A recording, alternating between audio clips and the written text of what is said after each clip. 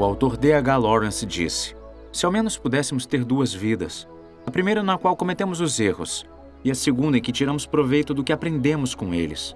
Mas infelizmente não há repescagem na vida. Só se joga uma vez. Obviamente, não é possível mudar o passado. Todos cometemos erros e damos mancadas. Mas a questão é, como se pode aproveitar ao máximo o resto da vida? Como se pode viver uma vida com propósitos, uma vida que seja gratificante?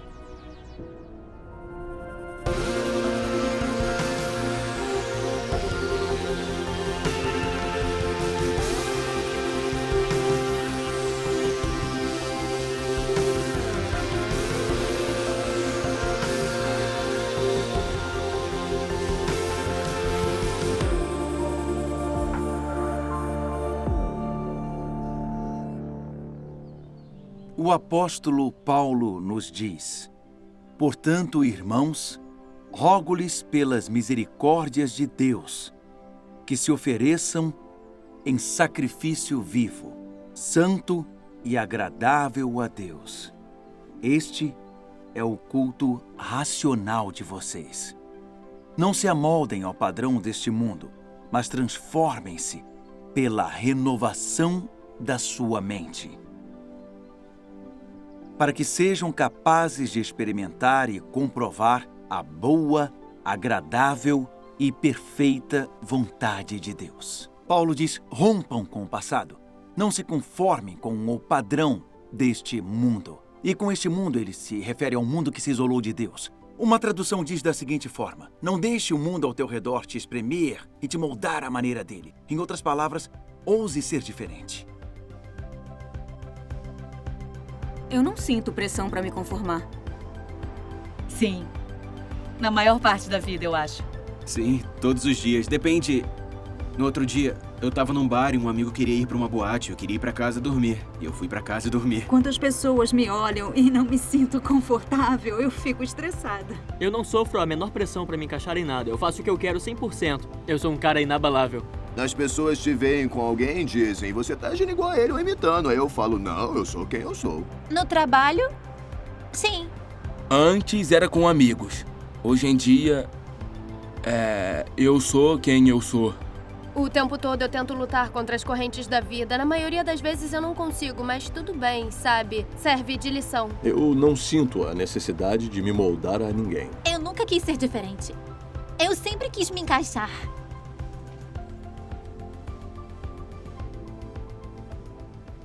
Havia um jovem policial que estava prestando os exames finais.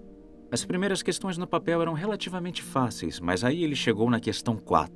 Ela era assim: você está patrulhando quando uma explosão ocorre numa tubulação de gás em uma rua próxima. Ao averiguar, você descobre que um enorme buraco se abriu na calçada e que há uma van capotada ali perto. Dentro da van há um forte cheiro de bebida. Os dois passageiros, um homem e uma mulher, estão feridos.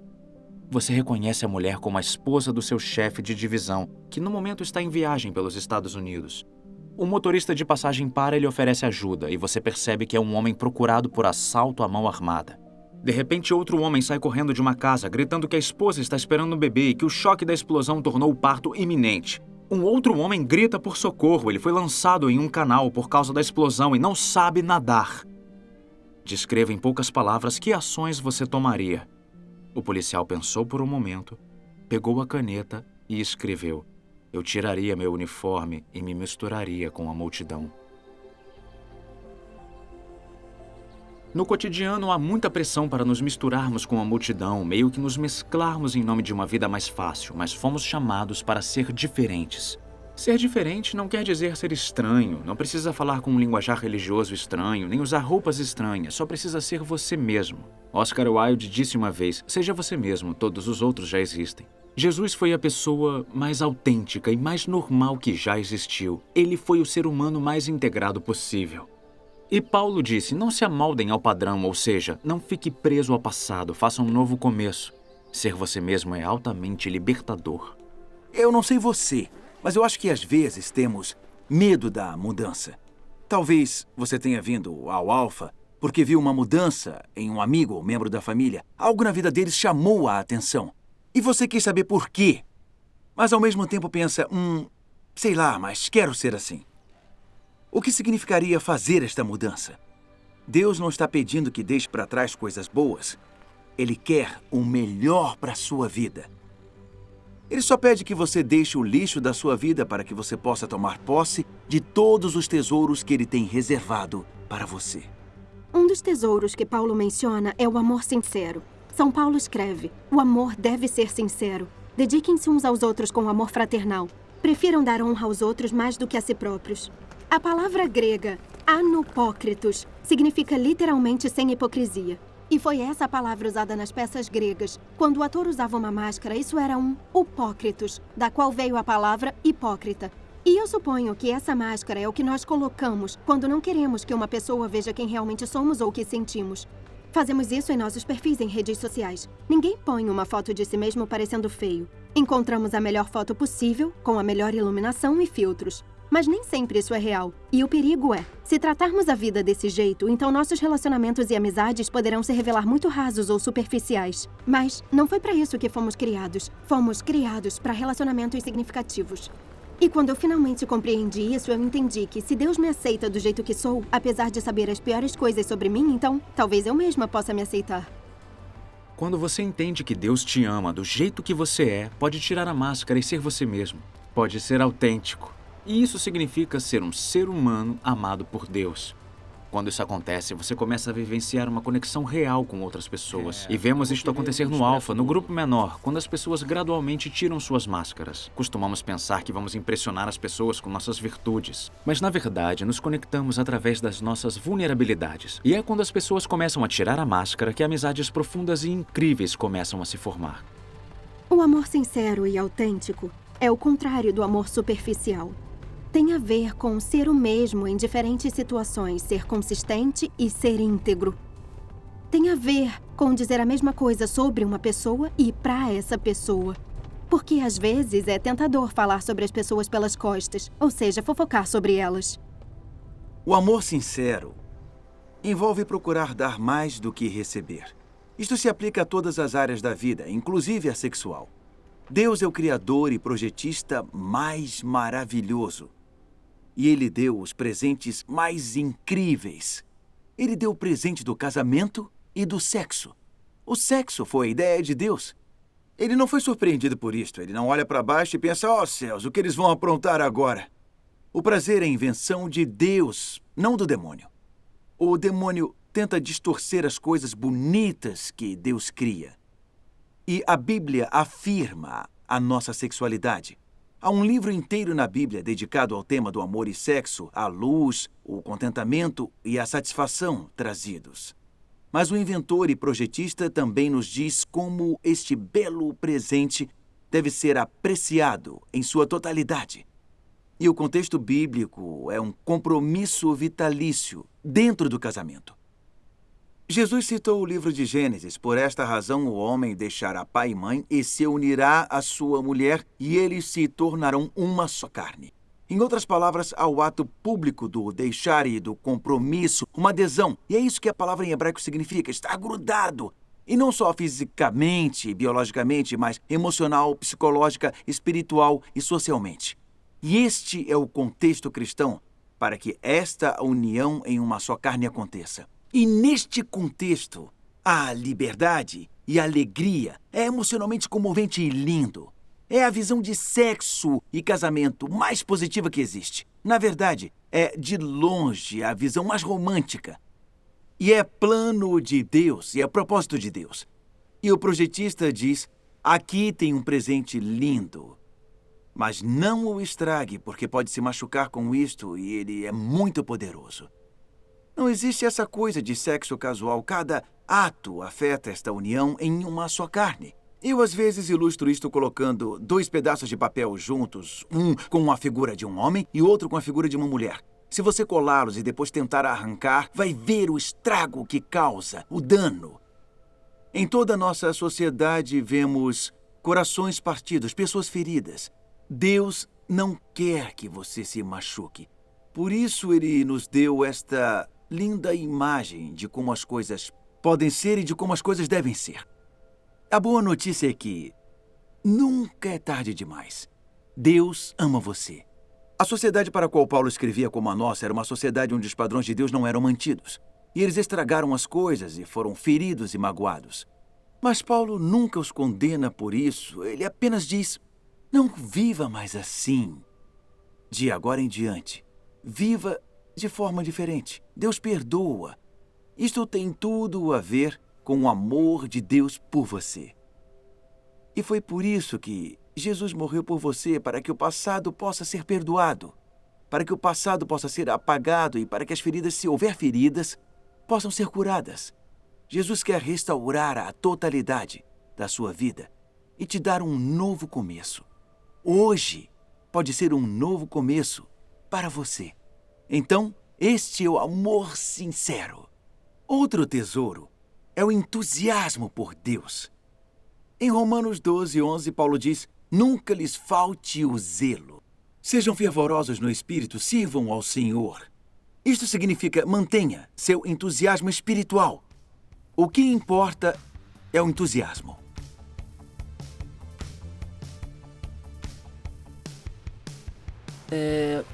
Provavelmente retribuir a sociedade.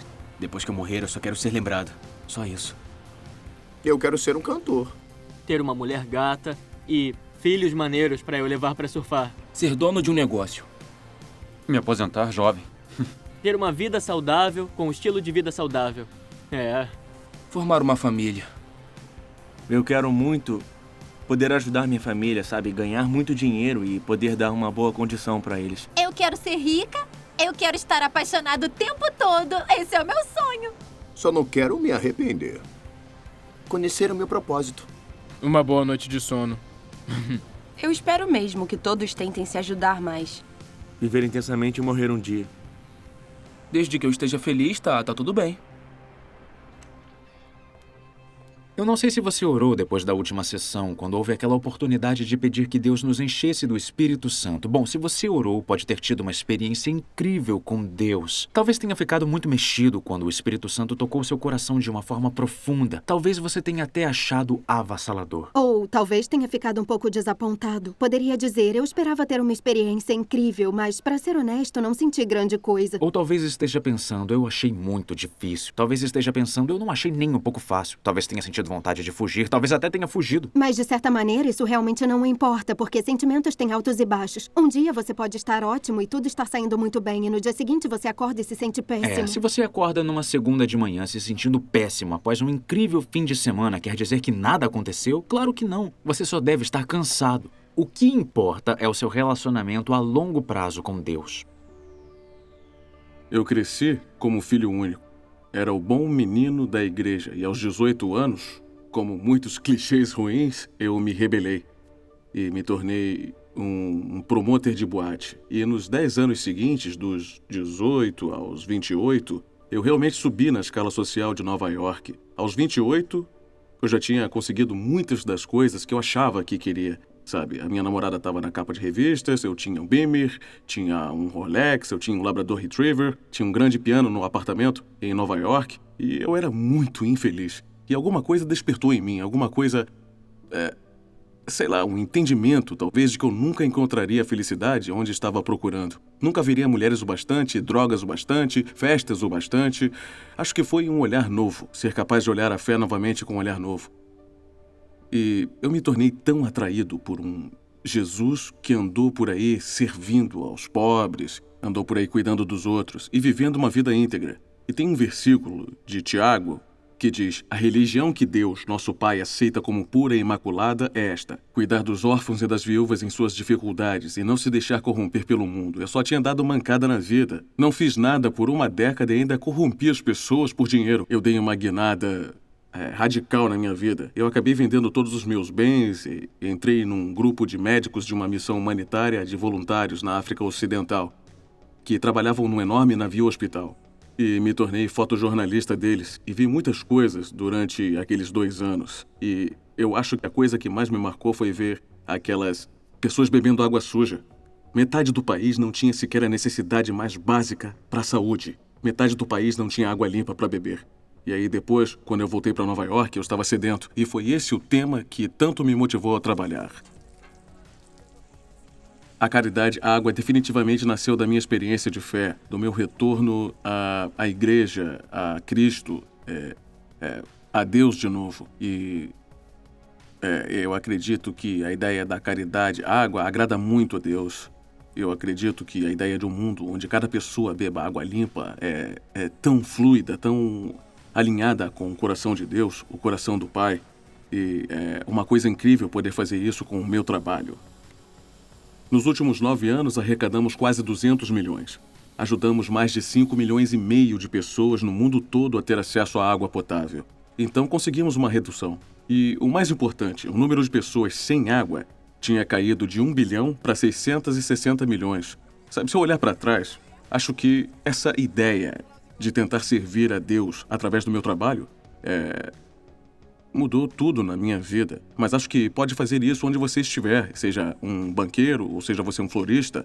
Pode trazer os valores do reino nos quais acredita para o seu trabalho, na forma que você atende os seus clientes, como lidera os membros da sua equipe, na forma que apoia as outras pessoas. E isso é lindo.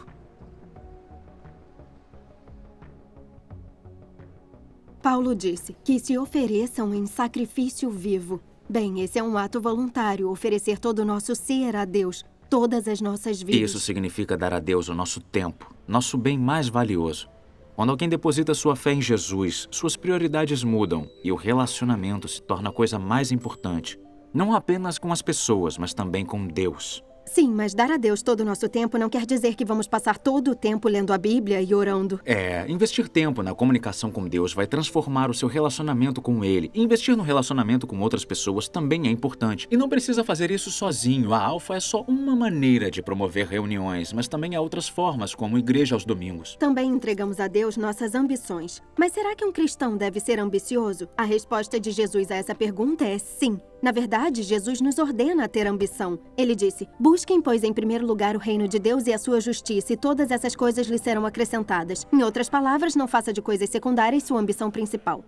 Algumas pessoas fazem do dinheiro a sua ambição principal, mas vamos supor que você chegue ao fim da sua vida e tenha acumulado uma grande fortuna. Aí você chega no céu diante de Deus e ele te pergunta, o que fez com sua vida? E você responde, eu faturei todo esse dinheiro. Deus diria, poxa, isso é muito útil, podemos jogar banco imobiliário. Assim como segunda ambição é ótimo. Se você diz, eu quero ganhar rios de dinheiro porque eu sei que poderei usá-lo para ajudar os pobres, erradicar doenças e fazer a diferença neste mundo, isso é brilhante, é uma ótima ambição. Mas não faça disso a sua ambição principal. Seja generoso. O gesto de doar é muito libertador. Nós damos a Deus nosso tempo, nosso dinheiro, nossa ambição. E também com suas palavras, você pode arrasar o dia de alguém. Pode até arrasar a vida de uma pessoa. Mas também pode abençoar pessoas. Não custa nada, mas pode mudar a vida de alguém. Com nossa boca, vamos desestimulá-las ou encorajá-las. Com nossos olhos e ouvidos, olhamos e vemos coisas que nos fortalecem. E nossas mãos, nós as usamos para tirar ou para servir. O paradoxo é que achamos que fazendo isso, vamos perder a nossa liberdade. Mas, na verdade, esse é o caminho de encontrar a felicidade. Santo Agostinho disse, servir a Deus é a perfeita liberdade. E foi isso que descobri. Quanto mais eu sirvo a Deus, mais livre me sinto. Mas isso também tem um preço. Se oferecer em sacrifício vivo. Jesus não veio para tornar a vida fácil. Ele veio para tornar as pessoas ótimas. Mas surgirão desafios. Surgirá o desafio de deixar para trás o lixo de nossas vidas. O lixo de nossas vidas é lixo. Mas é duro deixar o lixo para trás às vezes porque nos apegamos muito a ele. Isto é parte do preço. E também tem o preço de estar disposto a levar a bandeira dele naquilo que pode ser um ambiente muito hostil mesmo. Então é segunda de manhã. Você volta ao trabalho. E você está do lado do bebedouro, alguns dos seus colegas estão por perto. Aí alguém se aproxima de você e diz, oi, que bom te ver. Como foi o seu fim de semana?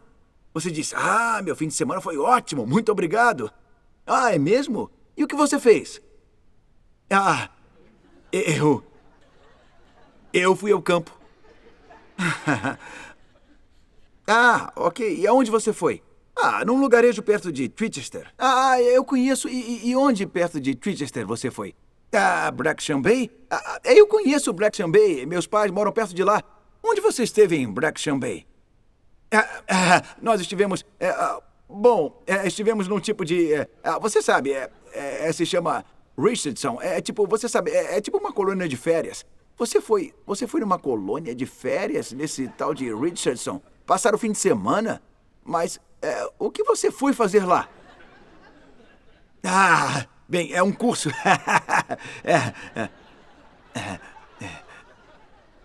Está num curso? Que tipo de curso é esse? Bom, é um tipo de...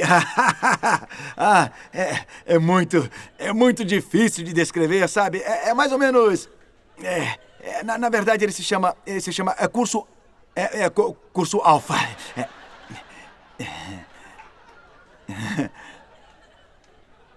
Você disse curso alfa? O curso alfa, eu já ouvi falar nele, eu vi todos aqueles outdoors e coisas sobre o curso alfa. O curso alfa. Mas o que é exatamente o curso alfa? Eu não sei, curso alfa, o que é isto?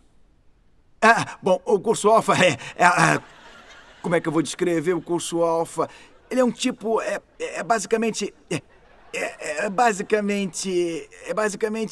cristão.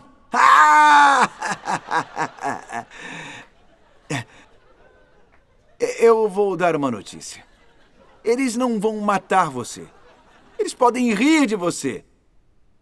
Mas isto é o pior que pode acontecer no nosso contexto. Existem alguns lugares no mundo onde poderiam matar você, mas aqui a pior coisa é que rirão de você. Mas este pode ser um preço mais... Por quê? Por que deveríamos fazer isto? Por que nos oferecer como sacrifício vivo? Paulo disse, pelas misericórdias de Deus, em vista de tudo que Deus fez por você. Jesus sacrificou a vida dele por você. Ele te ama tanto que morreu por você. E nossa resposta é dizer, Senhor, eu te dou tudo. Eu te confio tudo. Eu me ofereço como sacrifício vivo. E o que Paulo diz é que quando você fizer isto, você descobrirá que a vontade de Deus para a sua vida é boa, agradável e perfeita, porque o diabo quer dizer a você que Deus é um estraga-prazeres, que ele quer estragar a tua vida. Não pode confiar nele. Se você se oferecer como sacrifício vivo, ele vai destruir você totalmente. Mas Paulo diz, não. O propósito dele para você é bom, é agradável. Isto vai agradar você e é perfeito. Você não pode melhorar o plano de Deus para a sua vida. Porque Jesus disse, eu vim para que tenham vida e a tenham plenamente. E quando nos oferecemos como sacrifício vivo, descobrimos o plano bom, agradável e perfeito de Deus. Descobrimos a vida e a vida em plenitude, uma vida de abundância, uma vida do jeito que ela deve ser vivida, uma vida que vale a pena, uma vida seguindo Jesus. Eu me meti com a turma errada. E comecei a roubar carros, assaltar casas. E eu e meus amigos ficamos conhecidos como ladrões muito perigosos mesmo. Eu costumava carregar facas das grandes às menores ao redor da cintura. E eu era o tipo de pessoa que se puxasse uma faca, eu a usaria e acabei esfaqueando alguém na cabeça. E eu acabei esfaqueando alguém e errei o coração, esfaqueei a parte de cima do ombro, do peito e do ombro. E ele caiu no chão e me vi em fuga por 2 tentativas de assassinato. Depois quando eu fui pra prisão, eu ganhei um ódio pelo sistema. E eu não aguentava quando me diziam o que eu devia fazer, eu não aguentava. Com os carcereiros me tratando com descaso, eu acabei saindo pro banho de sol, peguei um carcereiro e esfaqueei ele. E aí aquilo me levou à prisão de segurança máxima e fui colocado na solitária. Aquele lugar onde te alimentam através de um buraco na porta. Não tem contato físico. E eles precisam usar escudos, equipamentos contra rebeliões. E essa foi a minha vida durante muito, muito tempo. Basicamente, eu ficava indo de prisão em prisão, prisão em prisão. E depois acabei indo parar em Long Lartin, em Worcestershire. E quando eu estava lá dentro, eu acabei frequentando um curso alfa. Eu nunca tinha ouvido falar no curso alfa. Eu não sabia de nada. Só me lembro de entrar porque me convidaram a sentar, eu sentei e eu pensei, não, é coisa de crente. E a gente ia lá toda semana e eu debatia, e o anfitrião, eu lembro que ele veio até mim e ele disse, eu vou falar sobre alguns versículos primeiro, antes de orarmos. E um deles foi, não há nenhum justo, nenhum sequer, pois todos pecaram, e estão destituídos da glória de Deus. E depois explicou o motivo da morte na cruz pelos pecadores e tal. E ele disse, orem. Aí eu comecei a orar e eu disse, Deus, se você existe, entre na minha vida porque eu odeio quem sou. E não aconteceu nada. Mas aí, enquanto eu conversava com o anfitrião, eu comecei a sentir uma sensação de energia no meu estômago. E aquilo começou a aumentar, aumentar, aumentar, aumentar. E aí eu desabei em lágrimas incontroláveis. Eu soluçava. E aí eu só... Enfim, eu...